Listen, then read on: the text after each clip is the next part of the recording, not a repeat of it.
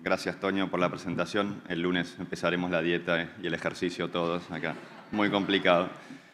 Bueno, yo no quería dejar de agradecer también la invitación. Realmente me produce una profunda satisfacción cada vez que me invitan a un congreso fuera de mi país. Lo siento como un mimo y la verdad que lo disfruto un montón. Así que, Elaine, mil gracias por hacer la gestión. Bueno, mi presentación, cambiamos de tópico claramente. Vamos a hablar ahora de terapia antiviral y en este caso vamos a tocar el tema de la hepatitis B. Perdón, eso vendrá más tarde. Estos son mis conflictos de interés y la realidad es que tenemos varias dudas y certezas en el tratamiento de la hepatitis B. Sabemos que tenemos indicaciones muy claras y precisas, que tenemos antivirales que por suerte son muy efectivos y que también es un virus que es muy difícil de curar. Lo controlamos bien, pero rara vez lo eliminamos. Y también hay algunos grises en algunos escenarios sobre cuándo tratar y no tratar, algunos criterios de suspensión y ahora está la movida para simplificar el tratamiento. Iremos repasando algunos de estos puntos, por tiempo obviamente no me detendré en todos. ¿Y cuándo está claro cuándo tratar a estos pacientes? Bueno, este gráfico o similares lo han visto más de una vez. Y claramente cuando el virus está activo, cuando las enzimas aumentan, cuando la carga viral también se eleva, quiere decir que hay daño histológico, por lo tanto ahí sería un buen momento para tratar el virus y creo que acá ya nadie tiene dudas, es cuando la infección está activa, ¿no? Una hepatitis crónica E positiva o E negativa. También tenemos algunos escenarios diferentes, como puede ser aquellos pacientes que ya tengan fibrosis significativa o antecedentes familiares de hepatocarcinoma, riesgo de transmisión vertical, pacientes con VIH o riesgo de reactivación de la hepatitis B por inmunosupresión, etc. Bueno, ahí también no tenemos dudas que a estos pacientes los tenemos que tratar. ¿Y con qué los tratamos? Bueno, como les mencionaba, con tratamientos de primera línea. Por suerte tenemos antivirales que son muy efectivos, tanto para pacientes con cirrosis como para pacientes sin cirrosis. Lo único que puede cambiar en la cirrosis descompensada es que la dosis de entecavir se debe duplicar. Y como verán, el interferón pegilado lo dejé ahí medio borroso porque la verdad está cada vez más en desuso, por lo menos en Argentina ya no tenemos acceso al interferón pegilado. ¿Y cómo es la eficacia del entecavir? Bueno, hay muchos estudios. A mí me gusta mostrar estudios locales y este fue realizado por el doctor Ridruejo en población argentina, donde vemos que el entecavir, la verdad que luego de 4 o 5 años, fue muy efectivo a la hora de suprimir la replicación viral y seroconvertir el antígeno E. Si nos movemos también al tenofovir, al TDF, al primer tenofovir, fíjense la eficacia a los 10 años en cuanto a la negativización del DNA y a la normalización de la ALT. Como siempre, cuesta un poco más al alcanzar estos objetivos en pacientes que son NE positivos porque partimos habitualmente de cargas virales más altas y de transaminasas más elevadas. Y si nos vamos al TAF, que es el último en la línea de uso, aunque ya tiene muchos años, vemos este estudio reciente donde compara pacientes que iniciaron con TDF y pacientes que iniciaron terapia con TAF, y vemos que al momento de switchar de TDF a TAF se mantiene la supresión viral y la normalización del hepatograma. Inclusive el TAF tendría un poco más de rapidez a la hora de normalizar el hepatograma. Por lo tanto, los antivirales que tenemos son espectaculares. Ahora, en cuanto a las dificultades, bueno, vamos a repasar algunas de ellas. Una es que las guías no nos están abarcando de manera perfecta o incluyendo a todos los pacientes que debemos tratar. Por ejemplo, este estudio que a mí me encanta muestra los pacientes que desarrollan hepatocarcinoma estando por fuera de las indicaciones de tratamiento de las guías de APASL, de ASLD y de ISL. Y como ven, es la barra azul y es alto, ¿no? 64% en los asiáticos, 46% en los americanos. Un montón de pacientes desarrollan hepatocarcinoma y en teoría no deberían estar recibiendo tratamiento según esas guías, ¿no? Ahí hay mucho para mejorar. ¿Qué hay con la famosa zona gris? Como les decía al principio, en el cuadro de la derecha podemos ver, es muy fácil, tenemos baja carga viral. Enzimas normales no tratamos. Tenemos carga viral alta. Enzimas altas tratamos. ¿Qué pasa si la carga viral es alta o las enzimas son normales o viceversa? La verdad que es ahí donde entramos en un terreno con bastantes dudas y hay factores de riesgo de progresión de la enfermedad, en fibrosis, también en el desarrollo de hepatocarcinoma, obviamente a mayor edad, los hombres, la coinfección con el VIH, etc. Estos pacientes están más en riesgo de progresar en su enfermedad independientemente de no tener una indicación clara por las guías actuales. Y fíjense en la diabetes tipo 2, que a nivel hepático es mala en cualquier patología y esto como que queda firma. CBP y diabetes, progresión de fibrosis. Alcohol y diabetes, progresión de fibrosis. Bueno, la hepatitis B no es la excusa. Y este estudio es muy lindo, está bien pensado. Es una corte grande de pacientes, pero solamente incluyeron aquellos que tenían una biopsia hepática con esteatosis, ¿no? Entonces, hepatitis B crónica, biopsia hepática con esteatosis y dividieron aquellos que tenían esteatosis y diabetes y aquellos que tenían esteatosis pero sin diabetes. Hicieron un propensity score matching y fíjense los pacientes con diabetes cómo tenían una mayor progresión de la fibrosis, ¿no? Esto es un dato también a tener en cuenta y un factor independiente de riesgo de progresión de la fibrosis cuando se ajustaba por otras variables. Y seguimos también de vuelta con la zona gris. Acá comparamos una corte grande que incluye pacientes asiáticos y de Estados Unidos, o sea, de Oriente y Occidente. Y esto es importante porque siempre se habla que son poblaciones diferentes, pero en definitiva tenemos la corte de pacientes en fase indeterminada, en zona gris, y en fase inactiva.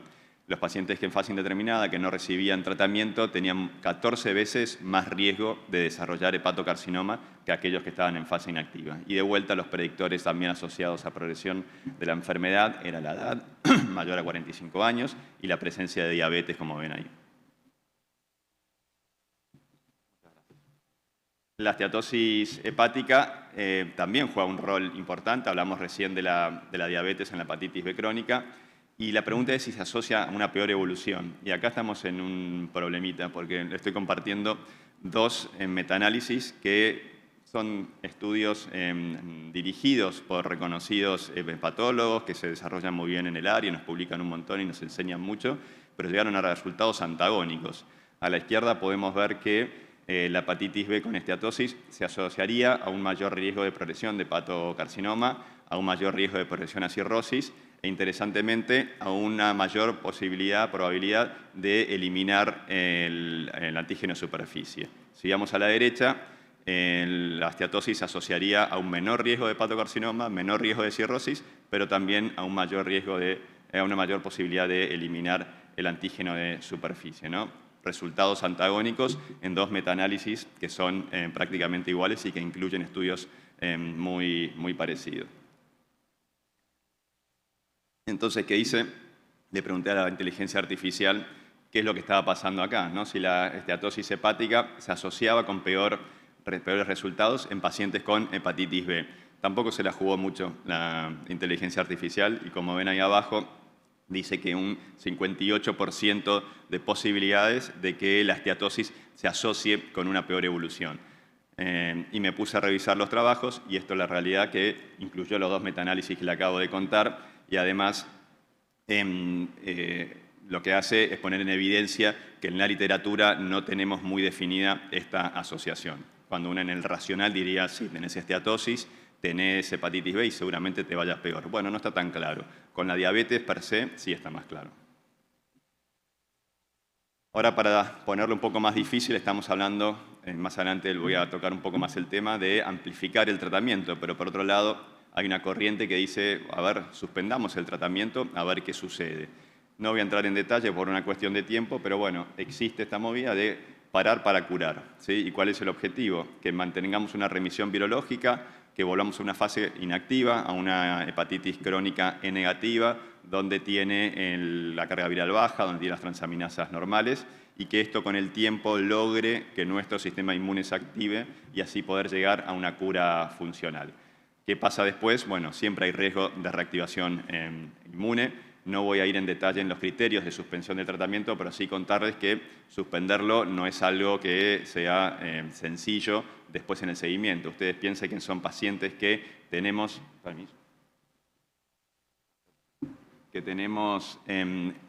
ordenados, que vienen cada 6 meses a la consulta, que se toman la pastillita y están contentos y no tienen que hacer mucho más cosas. Pero una vez que uno lo suspende, hay que seguirlo. Fíjense la variación que podemos llegar a tener, ¿no? Tenemos el fase de tratamiento. Estos son los E negativos, que uno los trata, negativizan la carga viral, se mantienen súper bien, transaminasas normales por más de 3 o 4 años, suspendemos y después, ¿qué nos puede pasar? Se puede reactivar, siempre va a haber un flare, hay que ver la magnitud de ese flare, no desesperarse. Hay algún reporte de una falla hepática grave / fulminante, es muy esporádico, muy raro, pero después de pasar la ola, bueno, ahí es cuando se asienta y vemos si logramos la fase de conciliación, y hay pacientes que hay que retratar y hay pacientes que los podemos mantener y monitorear como una fase inactiva. Ahora, ¿por qué planteamos la expansión del tratamiento de la hepatitis B, ¿no? Y esto es por ahí lo más novedoso en este manejo del virus. Básicamente porque según el reporte último de la OMS, tenemos más de 250 millones de pacientes con hepatitis B, pero solo el 13% están diagnosticados. Es bajísimo ese porcentaje, ¿sí? Es muy, muy bajo. Son 30 millones de personas más o menos. Y de estos, solamente casi el 20% están tratados, ¿no? Y si vamos a los nichos de enfermedad o de infección, solamente el 4% está tratado en África, en Pacífico Este un 25% y en el sudeste asiático tendrás que tener mucha suerte de que te traten la hepatitis B. Por lo tanto, de los 254 millones, solamente el 2.6 de los pacientes reciben tratamiento. Es súper bajo, por lo tanto, se está hablando y van a ver mucho de la expansión del tratamiento para alcanzar a tratar a más pacientes. En este mismo comunicado, la OMS dice, mirá, las muertes por hepatitis B están aumentando. Y uno dice, ¿cómo puede ser esto? En el 2016 salió todo el Task Force para poder avanzar con la eliminación de las hepatitis virales para el 2030 y miramos las estadísticas y se están muriendo más pacientes en vez de menos, lo cual evidentemente algo mal estamos haciendo. Y si tenemos un ranking de mortalidad por enfermedades infecciosas, fíjense, primero está el COVID, que bueno, por suerte ya está en disminución, después lo sigue la tuberculosis y tercero ahí cerquita está la hepatitis B, ¿no? Entonces tenemos un montón de cosas para hacer para poder mejorar esta infección.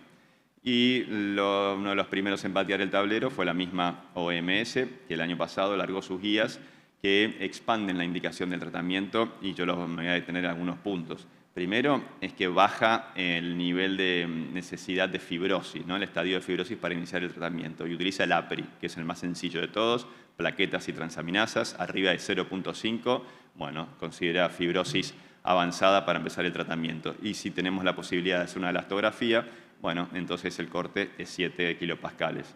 Mantiene que en pacientes con el DNA mayor a 2000 y transaminasas elevada tenga indicación de tratamiento, pero acá lo importante es el punto de corte de las transaminasas. Varones 30, mujeres 19. No me importa que se haga en el laboratorio tal o cual, donde el corte del valor de referencia es 30 y 19. Es ahí donde abre bastante la tranquera para el tratamiento. Después los coinfectados los mantiene, historia familiar del hepatocarcinoma también, inmunosupresión, pero incluye las comorbilidades. ¿Cuáles son esas comorbilidades? Diabetes o muscle D, ¿sí? Lo que estábamos hablando al principio. Y lo último, que esto ya pensando en pacientes en países con muy pocos recursos, es la persistencia de ALT elevada, diferentes controles, con la imposibilidad de tener o de conseguir una carga viral. Bueno, ante la duda también se trata. Y lo que es importante es que la OMS no dicta estas guías para todo el mundo, sino hace puntual enfoque en países de bajos y medianos recursos, ¿no? Ellos lo que apuntan es a ir a regiones de mayor prevalencia, les mostré, sudeste asiático, Pacífico Este, etcétera, y quieren hacer programas nacionales, ¿sí? Esto quiere que los ministerios de salud agarren sus guías y ahí bajen lineamientos y que tengan un alcance mucho más grande y son muy rigurosos en la metodología y utilizan metodología GRADE. A diferencia de las guías que estamos acostumbrados nosotros, de VERDICEL o ESLD, que son países de altos ingresos, que la realizan médicos con mucha experiencia en el manejo de hepatitis B, pero sin impacto habitualmente en salud pública, donde el tratamiento suele estar más individualizado y tenemos muchas opciones de tratamiento. Y los modelos que utiliza de evidencia científica, si bien son buenos, no son tan precisos tal vez como los de la OMS. Y siguiendo con este lineamiento, este año la ISL, en la Sociedad Europea, sacó sus propias guías y fíjense el disclosure que hace de entrada. Estas guías están primariamente orientadas a especialistas en gastroenterología, hepatología o enfermedades infecciosas, así también como médicos de medicina interna. O sea, está diciendo, está para el especialista, ¿sí? No es programa nacional de salud pública, lo cual uno dice, ¿está bien o está mal lo que uno piensa? La verdad que las guías europeas son para los europeos y la gran mayoría son países de altos ingresos y si no son de altos ingresos son medianos tirando alto. Entonces, cada uno creo que tiene que adaptarse a las necesidades y a los requisitos de su región.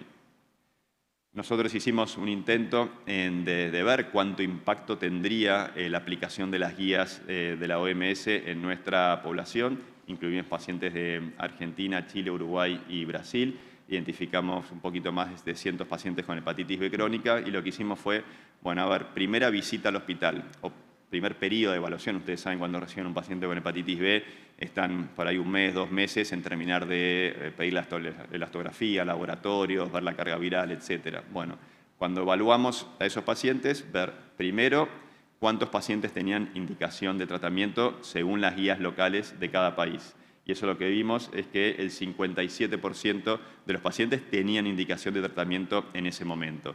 Y después dijimos, bueno, ahora utilicemos las guías de la OMS a ver si hubiese expandido la indicación de tratamiento. Y en nuestro caso la expandió un 10%, lo cual no parece un porcentaje muy alto, pero es importante, pues ya 2/3 de los pacientes que tienen hepatitis B pasarían a tener indicación de tratamiento. ¿Y dónde vimos el mayor impacto de tratamiento? En las mujeres, ¿sí? ¿Y por qué es esto? Porque las mujeres tenían un punto de corte de ALT de 19, lo cual a muchas las hacía entrar en indicación de tratamiento. Ahora, ¿cuán posible es expandir el tratamiento? Y esto es una revisión reciente de la coagulación de hepatitis B, que los invito a leer, que está muy interesante. Y partimos de lo mismo, ¿no? De 254 millones de personas con hepatitis B, pero solamente 34% fueron tratados, 13%, lo cual es muy poquito. De estos pacientes tienen que llegar a un sistema centralizado de salud y vemos que la cascada de tratamiento es larga, ¿sí? O sea, está bien que expandamos las guías, es un gran primer paso, pero en algún momento tenemos que acortar este camino porque los pacientes los vamos a perder, ya sea utilizando point of care, el pinchazo en el dedo, que no solamente nos diga que es positivo el antígeno de superficie, sino que inmediatamente nos diga si la carga viral es positiva o no. Hay maneras de hacerlo, requiere muchísimo esfuerzo y dinero, pero ciertamente es algo necesario para poder expandir realmente el tratamiento en esta población. Entonces, para ir finalizando, no hablé nada de vacunas, pero la verdad que es súper necesario. Yo siempre digo, cuando termino esta conferencia, no la estaría dando si todos estuviésemos vacunados realmente. Por suerte, tenemos una vacuna que es súper efectiva, que tiene más de 25 años, que fue la primera vacuna inclusive en prevenir el cáncer de cualquier etiología, lo cual es recontra efectiva y tenemos que estar súper atentos. La expansión del tratamiento, como les dije, tiene que ser evaluada regionalmente, ¿sí? Según los recursos y necesidades de cada país y región. Por suerte, tenemos antivirales que son muy potentes y efectivos y en el pipeline vienen nuevos antivirales que se van a sumar a estos que tenemos actualmente, que seguramente nos potencien a obtener una cura funcional, lo cual también, por un lado, tal vez nos complejice el tratamiento a futuro y todo lo que estamos hablando de la simplificación se complica un poco más, pero bueno, ese será otro problema a resolver en el futuro. Sin más, muchas gracias.